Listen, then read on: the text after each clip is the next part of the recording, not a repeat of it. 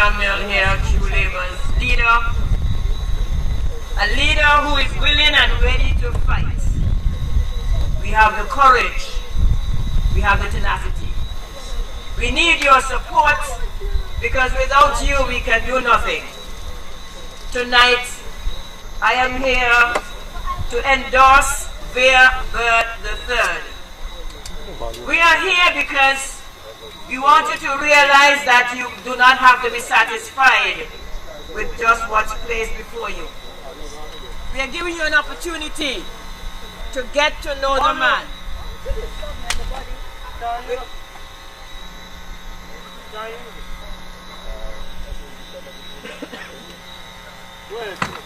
We're giving you an opportunity to get to know Bird III. Some will speak well of him, and some won't.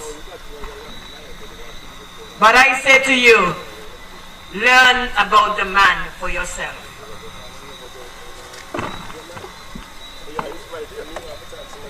He is the son of Bird II. And those of you who know him know that Bird gave himself selflessly to the people. I recall going to him for representation for a family member. And all he said to me, don't worry. Don't worry. And in a split second, he was there to do what he had to do. Yes. His blood flows in the veins of his son. And likewise, having lived with a man who had compassion on people, he too is a compassionate man. But I come to you tonight to tell you about True Labor, an organization that is here to work with you to make a change in our country. We are not afraid, we are courageous. We know that the elements out there are against us. But we are asking you to listen and to learn. Imagine at a time like this, the boundaries for elections are not clear. Imagine being so close to election and people are not sure where they're going to run. I say to you, take a little time and look at the representatives that have been here for you. Take a look at the representatives of the 5 constituencies that we are contesting. Don't bother with those persons who are willing to force and claim that we can do nothing. If you are in one of the constituencies that we would like to represent, then take a good look at our people. The 5 constituencies that we are planning to represent will have proper representation. Look at your representatives. Is there a place that you can go on a monthly basis, on a quarterly basis, and meet with them and sort out your problems? No. As a matter of fact, some of them don't even live anywhere near the constituencies, and some of them work overseas. So how can they represent you? So they're saying to you, just elect me. Let me become a parliamentarian, and that will be all. No. I say to you, we need to be properly represented.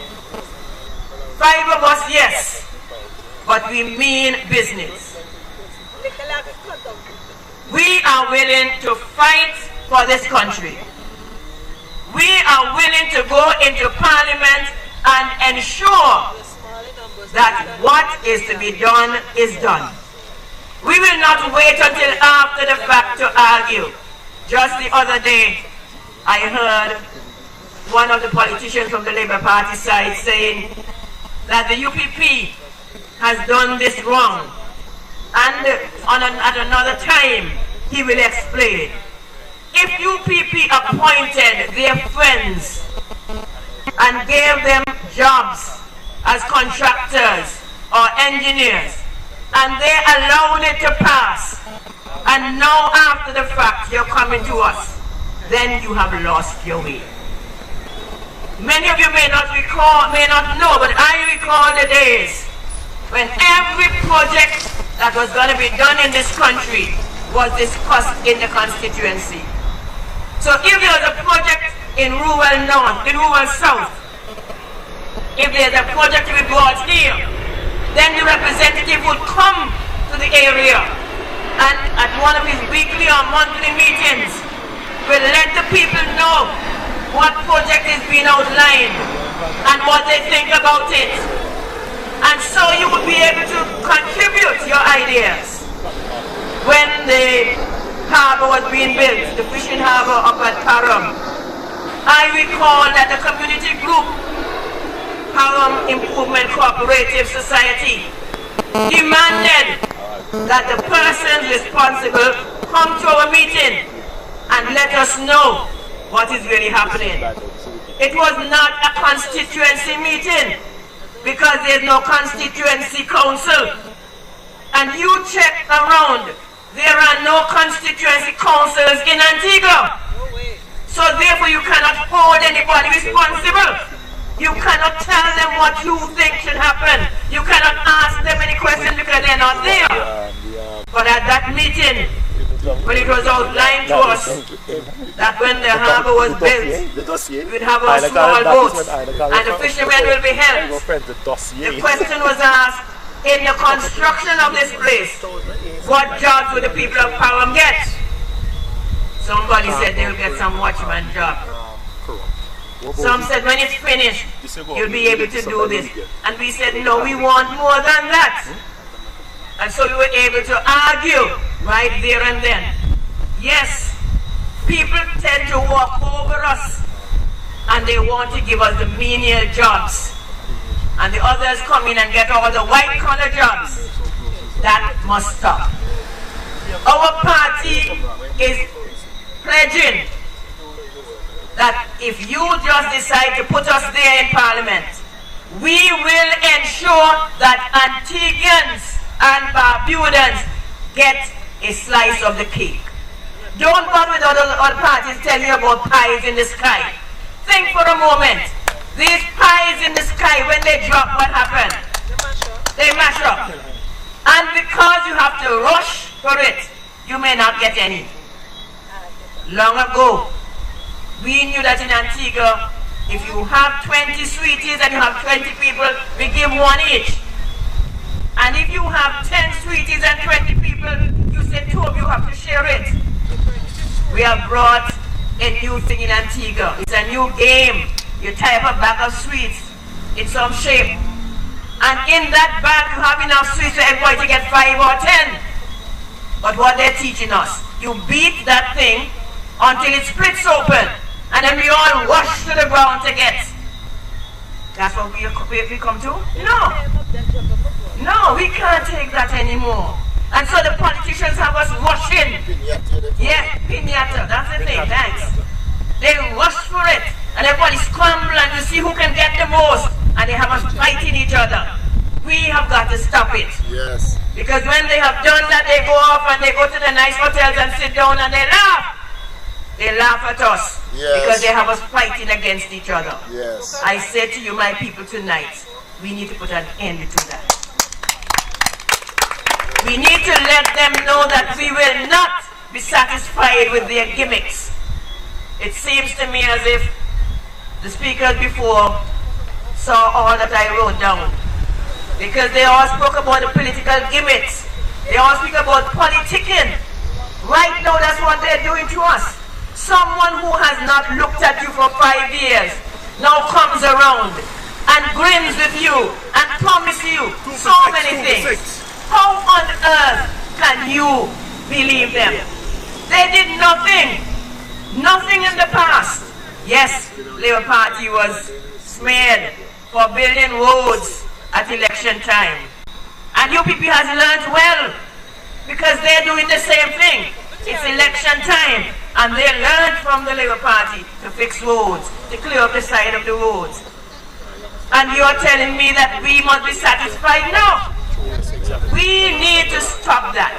We need to say to both of them, sorry, we've had enough of you. I know that deep in your hearts, Some persons wish that we had 17 persons. We don't have a slate of 17. We're not going to fool ourselves. But others have had slates of 17 and won 4 seats. ALP? Yes. ALP won 4 seats in 2004 out of 17. So if we get 5 out of 5, that's 100%. So let us work with our 5. And those of you who are being represented or seeking to be represented by True Labour, we ask you to give us your vote. We are sincere. We are willing to work for the good of this country. We have nowhere else to go. We can't run from this country. So we will have to live through this, whatever happens in this country. We are not coming to you pretending. We are coming to you as real people who have built this country and who have suffered for this country. Some of the things we have on our board, on our drawing board, are things like our elderly. Everybody talks about children and young people, but everybody seems to forget the older persons who have helped to build this country. Every time I go into a bank and I see my people go into the senior citizens line, I see others watch them enviously because they cannot believe that some of these people are 60 years. But it's because they took care of themselves. They worked hard. And now that they should be relaxing and enjoying themselves, the government is putting pressure on them to pay medical benefits again. Now, how unfair is that? For 40 years or more, some of us paid medical benefit. And then you take up a chunk of the money and give it to one person to go off. And then the rest of us must now try to put it back in from our meager salaries. If we were working for thousands of dollars as pension, do you think we'd be out there working? No.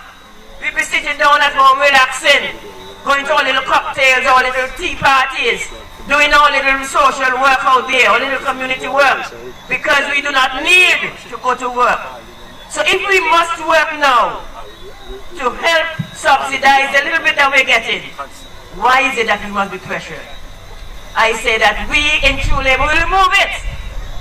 We will remove it because it's not fair to our people that those persons who are not getting thousands of dollars for pension, going out there and trying to make a little living, is taken from them. One lady said to me, I am a pensioner and I didn't plan to work, but my house, yes, it's paid for, but the roof went bad and I had to fix the roof. So therefore I had to find a job to help to make up. And you're saying to her that she must continue to pay medical benefit because she went out to work. I am saying to you, it is unfair. Our country is burdened by those politicians who are getting big salaries with all the perks. And cutbacks, kickbacks. And kickbacks. And when they retire, they get their full salary as pension. Tell me, can that be right? No. And True Labour is willing to remove that. If we get 2/3 majority in Parliament, we will remove it. Because it is a burden on this country. The civil service needs to be regenerated. We have people in the civil service who make $1,000 a month. They need a raise. But they can't get a raise because the other persons who have come into the public service, as it's like called, are getting money way above the others. So when you take that from them, what are you saying? What are you saying to our people? The civil service has been killed. It has been killed. The PSs, I don't know how some of them work. Because they see people coming with less qualification, less experience, being given twice their salaries. It's unfair. We need to put the structure back in place. We need to ensure that people work and are paid properly. All those civil servants out there, when last did you hear they get a raise? They can't get a raise because everybody else is grabbing money. And every minute they travel, and when you travel you get per diem. So it means you're getting extra money onto your salary. Tell me, is this fair? Our country needs to stop now in its tracks and to reschedule, to check again. We need to ensure that UPP and ALP take a back seat and give true labor a chance to run this country and to run it properly. My people, I entreat you, wherever true labor has a candidate, ensure that that candidate wins his or her seat. Yes! Good night. You're not alone. Labor, I'll be right there for you. You're not alone. Labor, I'll be right there for you.